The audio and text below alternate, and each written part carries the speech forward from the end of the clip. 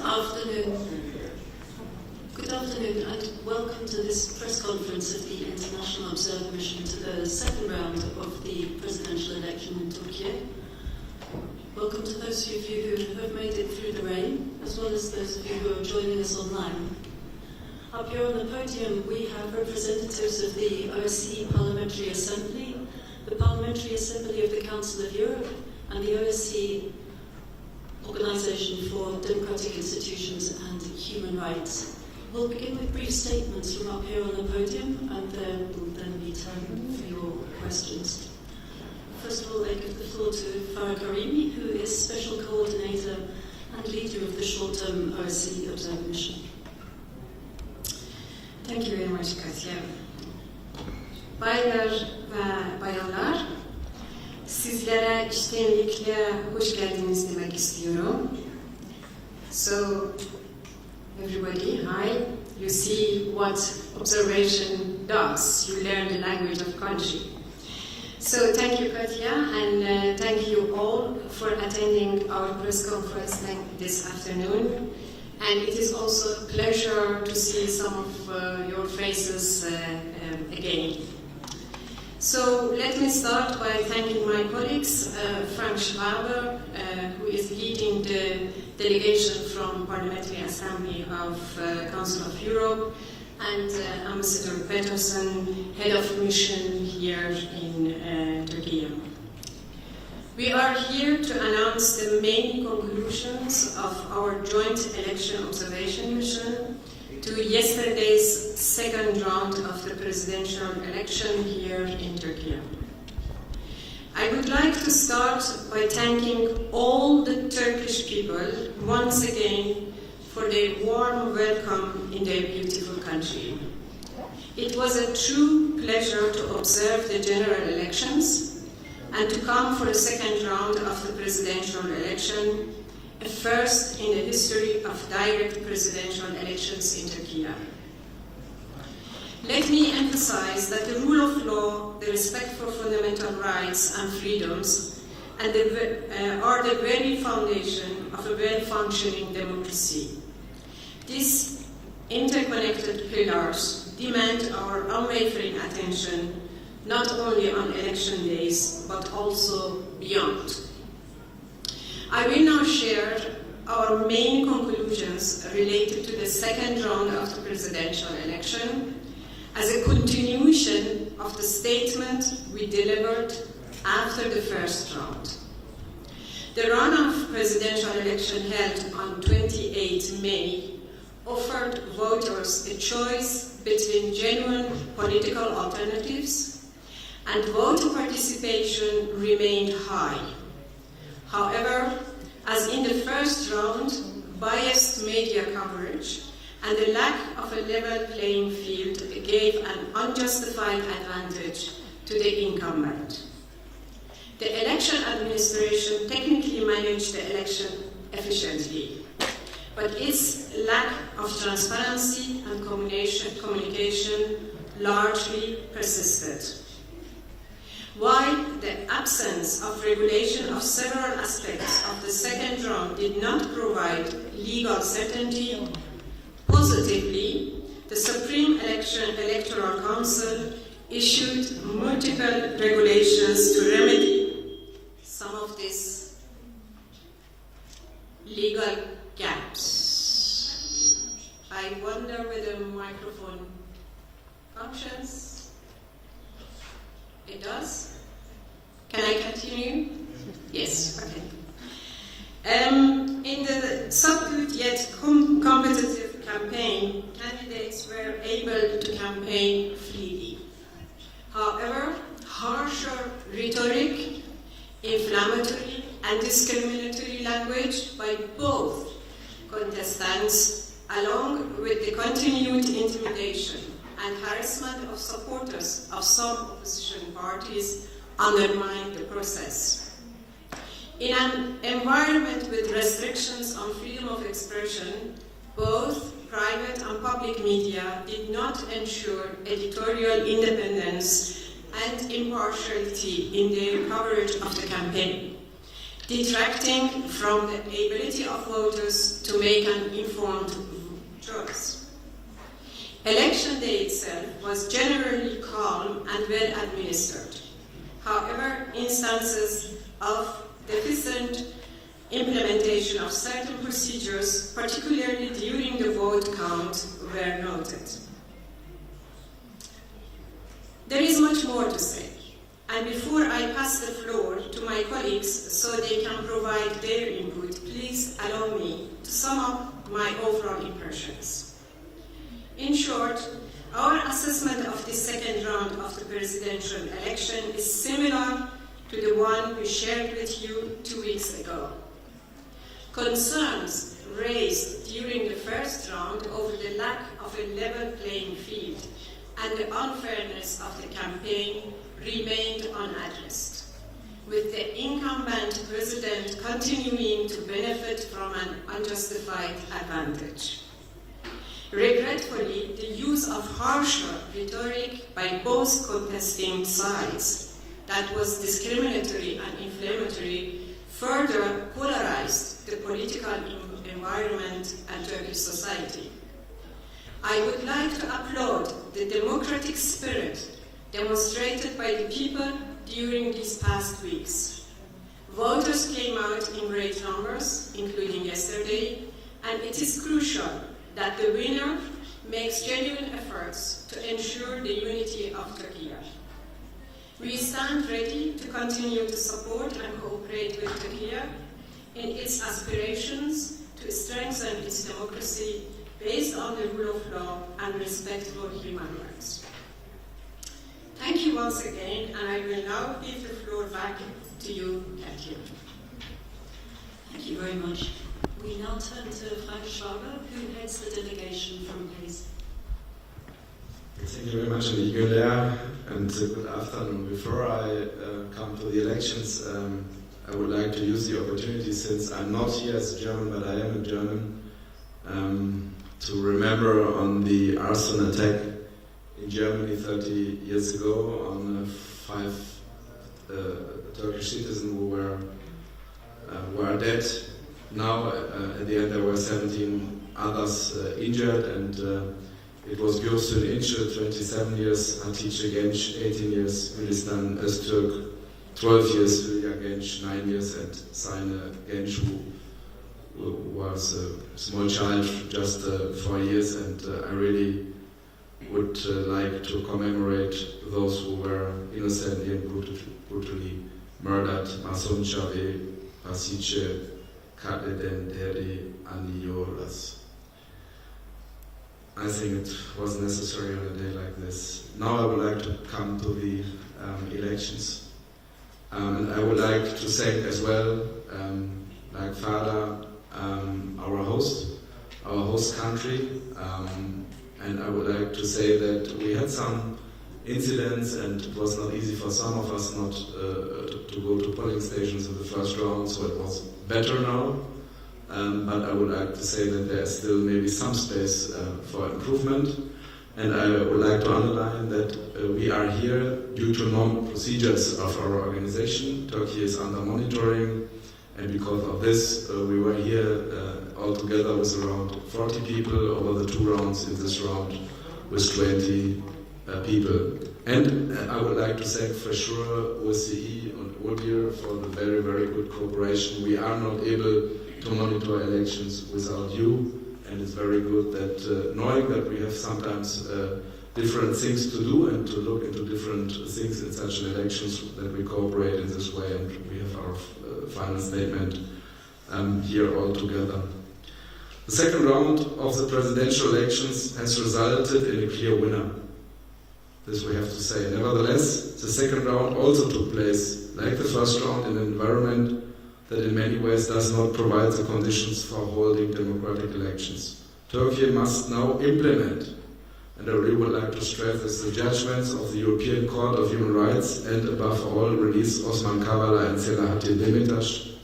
In the future, the Supreme Electoral Council must be committed to the greatest possible transparency in order to strengthen trust in the electoral process. So I really would like to underline that finally, we have the same situation like in the first round. So we have always to look on the election day, and again, there is a very clear winner. This is what we have to say on this election day, but we have to look into the environment, democratic environment in the country as well.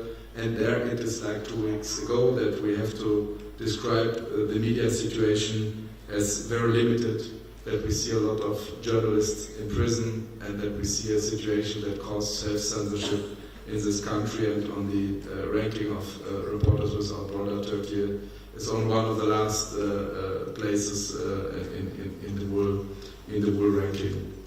At the same time, we have the difficult situation for the opposition. We have the former co-chair of the HDP imprisoned. We have the closing procedures about HDP, and we have a ruling against the mayor of Istanbul, Imamoglu, what at the end maybe prevent him from running as a candidate, as president in this country. But at the same time, people voted again, and a lot of people go to vote again, and we have a very high turnout again, and they could express their opinion. And at the end, if somebody asked me if this what the people throw into the ballot box, if this what they counted at the end, and this is the result of the elections, then I would say yes, it is. With some problems, yes, we saw the problems, but finally that's the outcome. 3 things at the end. First, I really would like to urge, like Farah as well, to refrain after the campaign from violent speeches, hate speeches about against minorities, whether it's LGBTIQ from one side of the political spectrum, or if it's refugees, what we unfortunately saw in the second round from the other side of the political spectrum. Second, I really would like to urge the Central Electoral Council and those who are responsible, those who are the lawmakers, to follow the recommendations of the Venice Commission and to do everything to be as transparent as possible. This is very important in a country where there's some mistrust in this electoral procedure, that there is a lot of transparency by this organization. And finally, I have to strengthen again, in line with the outcome of the summit of the heads of states and governments of our organization, Council of Europe in Reykjavik, who met between the first round and the second round of the elections, that Turkey has to implement, like all other countries, the judgments and the rulings of the European Court of Human Rights. That means they have to release at first Osman Kavala, because we are in a procedure under Article 46.4, and we have to proceed on this. Thank you very much. Thank you. Finally, last but not least, we have to Ambassador Jan Petersen, who heads the ODIHR mission. Thank you very much, and let me join the others in welcoming you to this press conference, and thank you for your continued interest in our observation mission. Before I talk about our findings, I would like to thank the Turkish authorities for their invitation to observe. And I would also like to thank our partners in the International Election Observation Mission from the OSCE Parliamentary Assembly, as well as the Parliamentary Assembly of the Council of Europe, for the ongoing and excellent cooperation. I've been in Turkey with a team of election experts since late March, which has given us a considerable period in which to closely observe the run-ups to both rounds of the elections.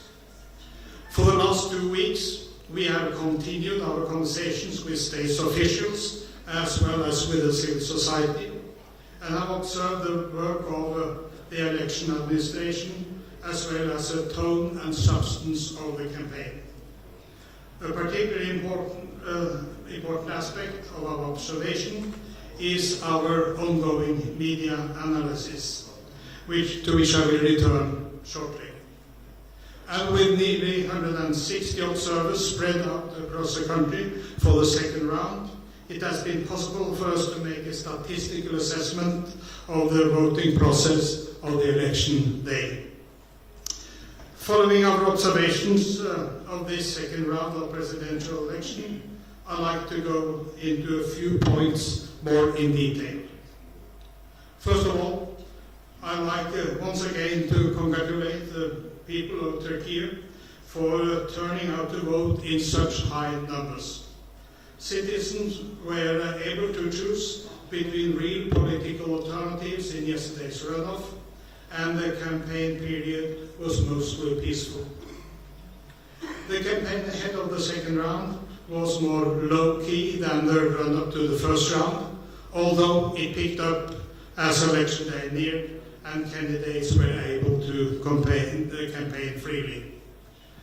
The election administration, led by the Supreme Electoral Council, managed preparation for the second round efficiently in a short time frame, at the same time as finalizing the parliamentary vote.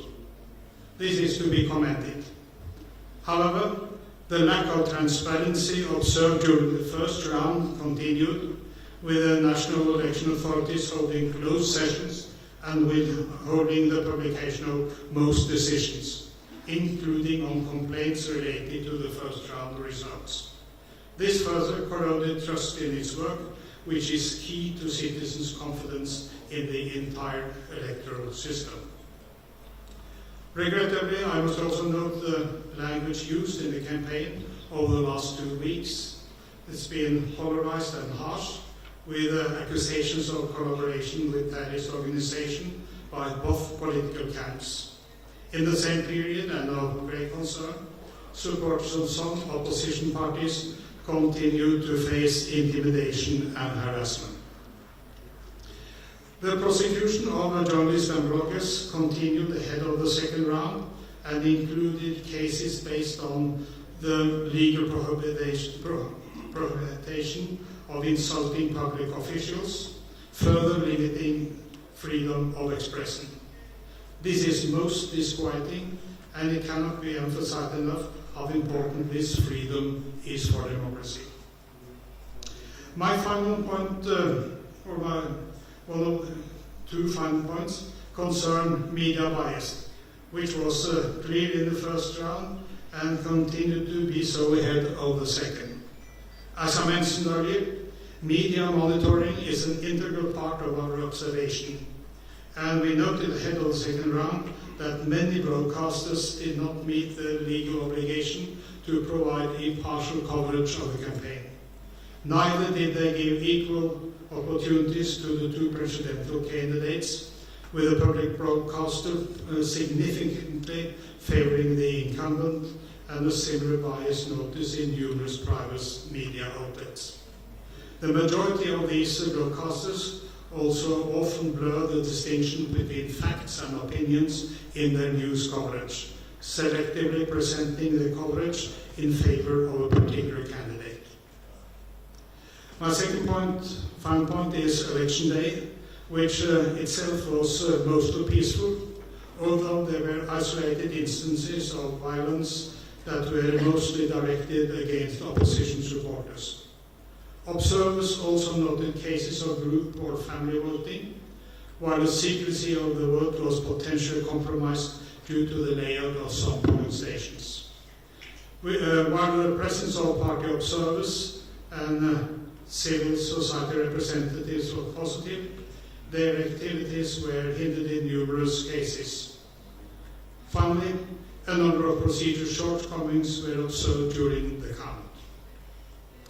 The points I have just mentioned are some of the most important from our ongoing observation, because yes indeed, I and the team of experts will remain in Turkey for several days still to observe the aftermath of the election and how any complaints or appeals are dealt with. For many of the aspects of our observation, I would recommend that you take a copy of our report together with a press release on your way out, and you will find some interesting figures in that report. And then last but not least, I would like to express my gratitude to the team working with me here in Ankara, as well as long and short-term observers spread out across the country. Without you, there would be no election observation. Thank you very much. Many thanks. There's time now for your questions. Is the microphone working? Good. There's no time for your questions. As this is a press conference, we will only be taking questions from journalists, although you're all very welcome here today. I'd therefore be grateful if you could begin by introducing yourself and your media outlet before asking your question. We do have simultaneous translation, so you're welcome to ask questions in English or in Turkish. Are there any questions from the floor?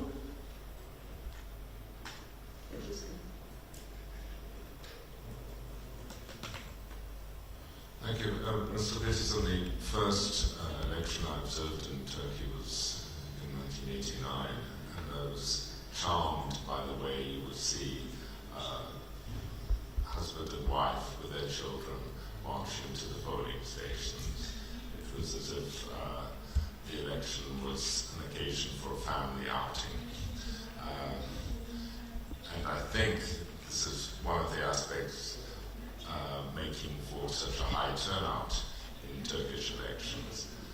However, you are raising objections to family voting.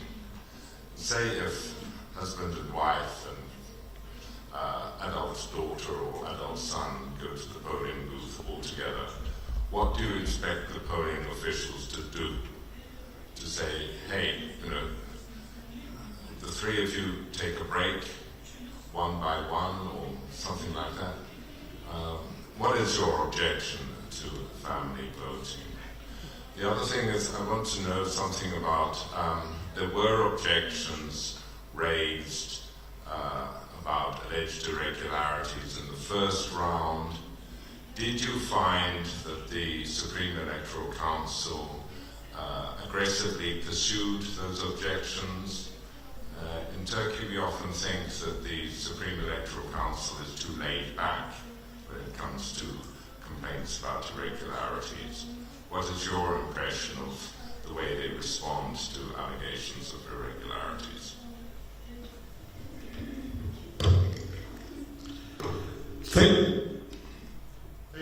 Thank you very much. First of all, on family voting, I mean, this is something that is long-standing and widely shared opinion that these things should not happen.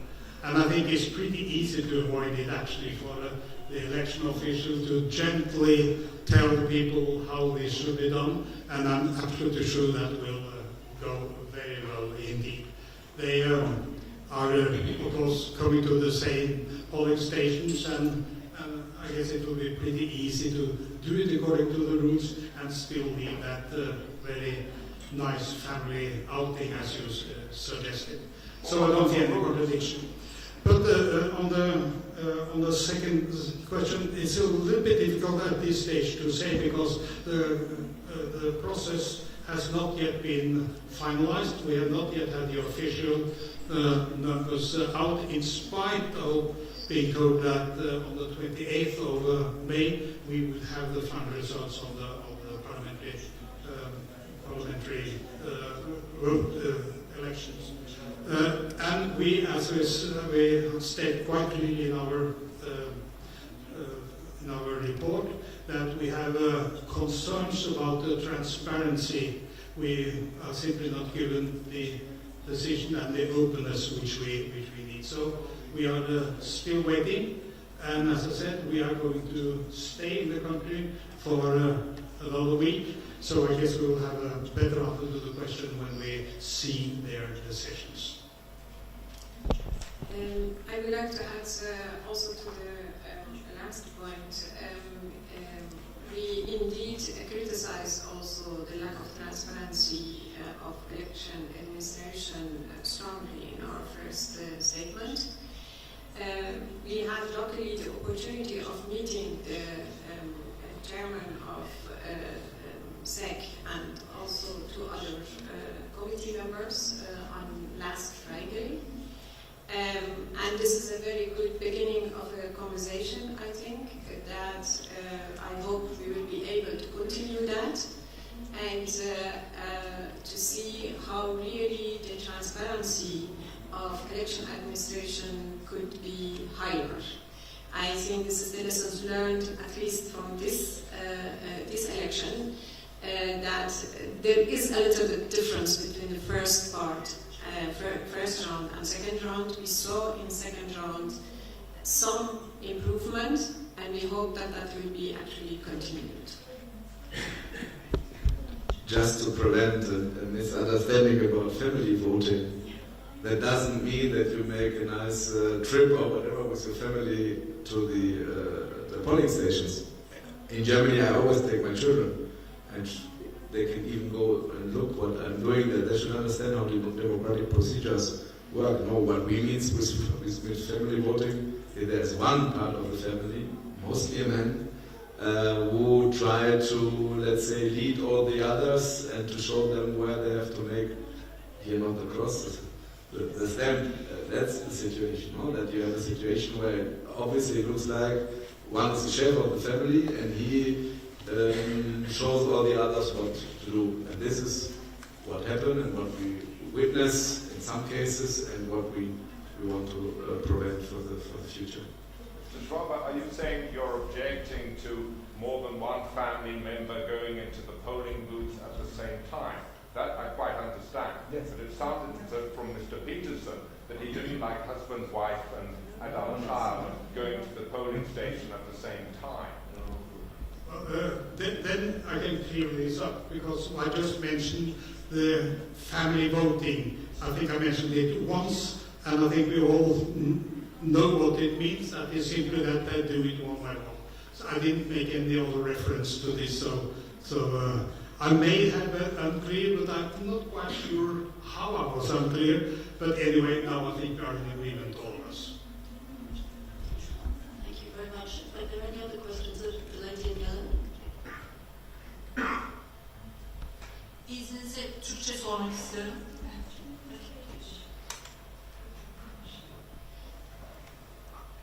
Deutsche Welle Türkçeden Gülsen Sulaker ben. Bu seçimlerin önemli bir... Okay. If you want also, I can ask you. No. Okay. In Turkish or English? In Turkish. Türkçe? Okay. Bu seçimlerin önemli bir gündem maddesi de adaylardan birinin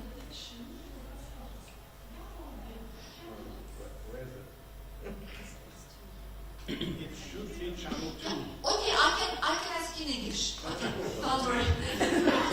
Sorry. One of the aspects of these elections, I think, how can we say, fabricated footage of the President, Mr. Erdogan, about linkage, so-called linkage of the CHP leader Kemal Kılıçdaroğlu with the terrorist organization PKK.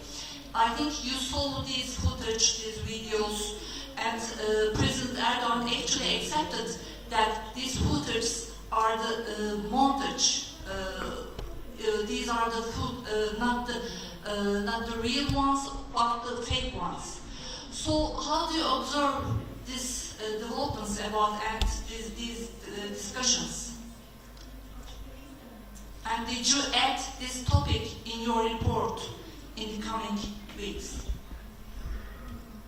If I understand correctly, you are referring to the role of fake news, or not?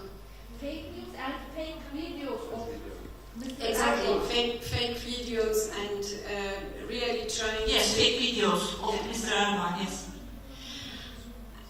I think Mr. Peterson can actually elaborate on this whole media monitoring. But before that, I would like to emphasize we are very much critical about this polarized language used. And actually from both sides, accusations, inflammatory language, discriminatory language, and I think now the elections are over and there is a clear winner.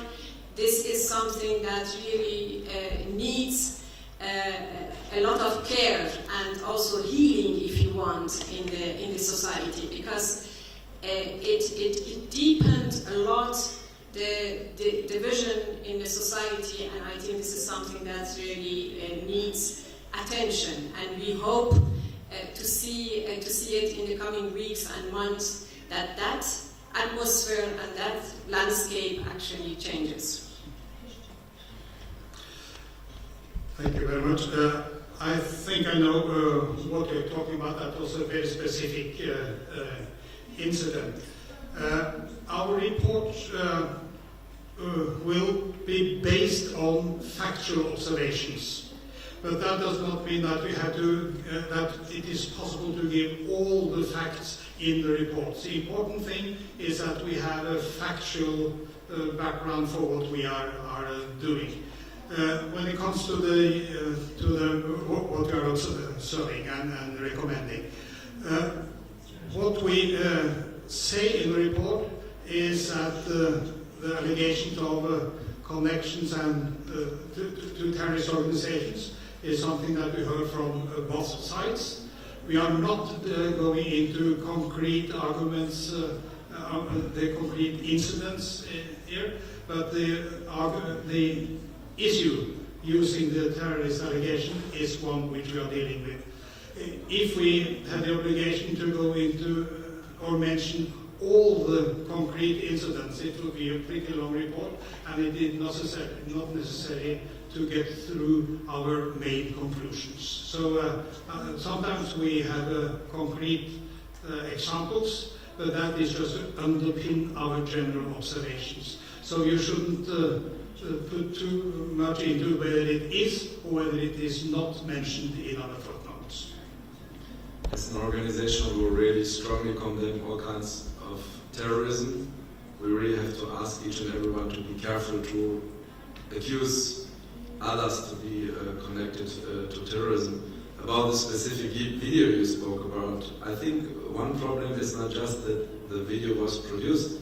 The other problem is that it was used or shown in media with no comments at the end. I would understand that we should have a media situation in the country where they really try to explain the video and to criticize it as well in a way. But if you have a biased media situation where the media just take the video without any comments on it, then it's really a concern and a problem. And this is in the whole description we have in our report about the whole media situation in the country.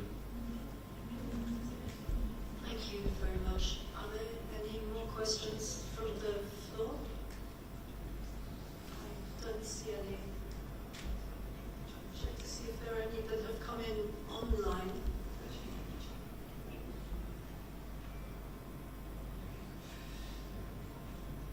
No, yes, this question has come online.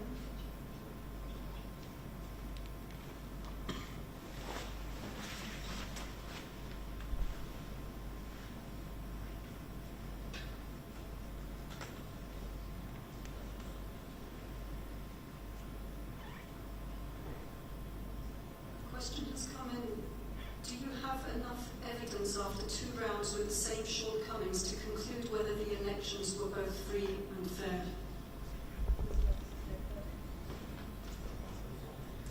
I can start by saying that, in a complex situation like the situation where we are in Turkey, with this enormous participation of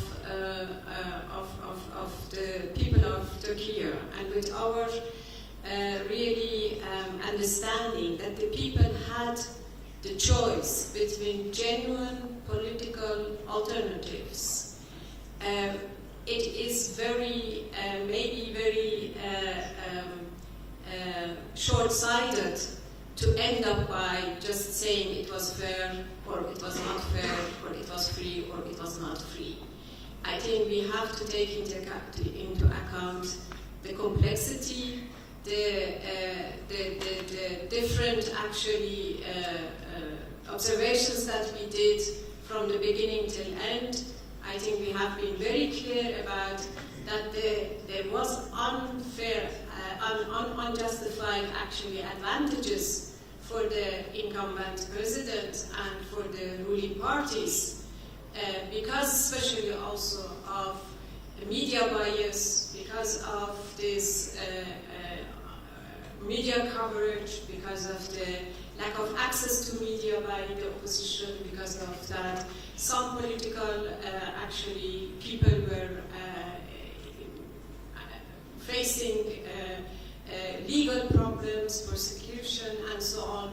Yes, this has all been part of this process, but putting on a label would be difficult because it has all these actually elements in it.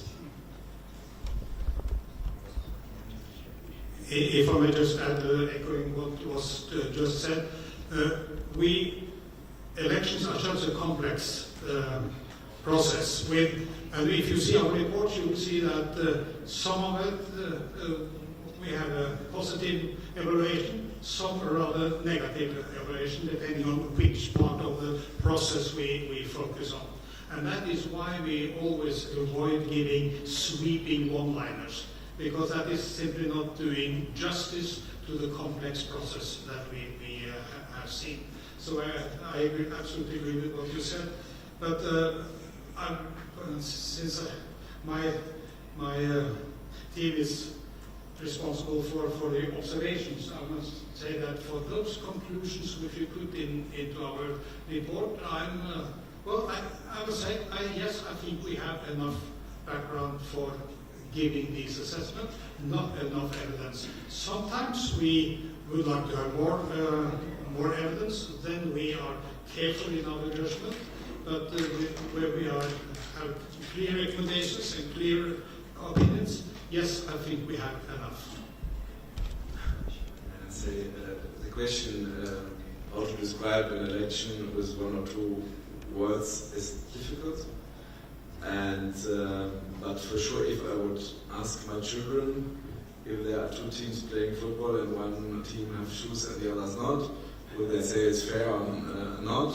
I don't know. So it's not easy to describe it when you don't want to do it with one sentence. So I fully understand that we have this long-term observation mission and we have so many things to evaluate, so we don't want to reduce it on one or two words. But I would like to underline what I said in my statement. Nevertheless, the second round also took place in an environment that in many ways does not provide the conditions for holding democratic elections.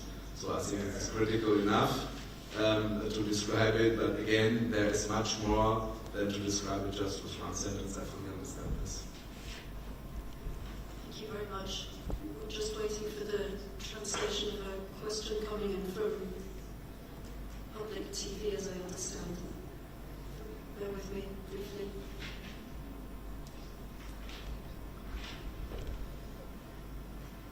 Question from Ambassador Peterson. You met with the management of RTSC and TRT. How would you comment about those meetings? Were they transparent to give you the answer you asked? And did they give you verifiable answers? Did the broadcast in Turkey correlate with the answer that you got from them? I will not go into all individual meetings we had and characterize them.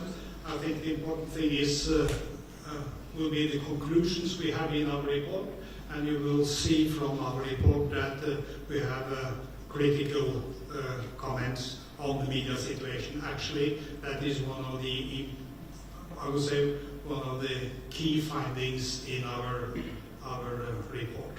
So I refer you to the report as written. Thank you very much. Just let me check. No more questions online. So if there are no further questions from the floor, then we would stop here.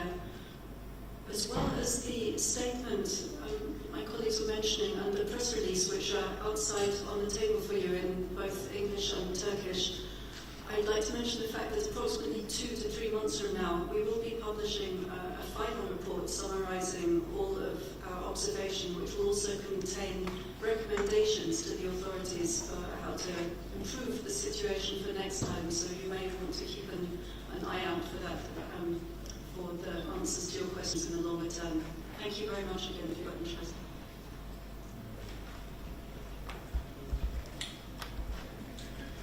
Pardon, hanımefendi.